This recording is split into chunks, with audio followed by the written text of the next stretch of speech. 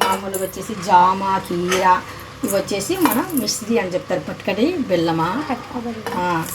ఈ నాలుగు వేసేసి శుభ్రంగా మిక్సీ జార్లో వేసేసి చిన్నది అల్లం ముక్క గుడక యాడ్ చేసేసి ఇందులోనే కొద్దిగా లెమన్ జ్యూస్ తర్వాత వేద్దామా. ఇప్పుడు దీంట్లో కొద్దిగా వాటర్ అనేది యాడ్ చేద్దాము చిన్నది.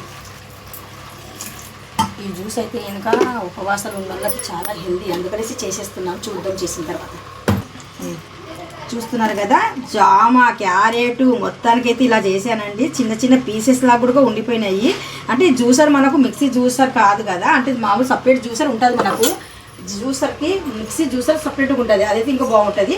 ఇక్కడైతే ఇంకా కొద్దిగా లెమన్ జ్యూస్ అది కూడా యాడ్ చేస్తున్నాను. ఇది చాలా అంటే చాలా హెల్దీ, చాలా నిజంగా చాలా అంటే చాలా హెల్దీ. ఈ జ్యూస్ కూడా నేను రెడీగా చేసి పెట్టుకున్నాను.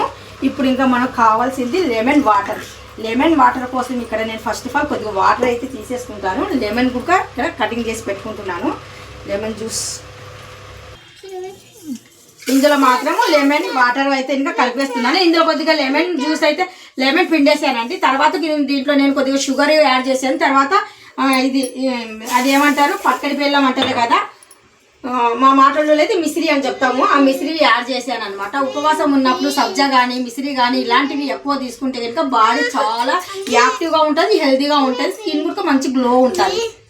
చూస్తున్నారు కదా నా అంటే ఇఫ్తార్ కోసం నేను ఏమేమి చేస్తున్నాను, ఎలా రెడీ చేసుకుంటున్నాను అనేది మీకు అన్ని చూపిస్తున్నాను. A to Z ఇప్పుడు వరకు నేను ఏమేమి చేశాను ఏంటిది అనేదల్లా ఇక్కడ క్లియర్గా అయితే చూపిస్తున్నాను.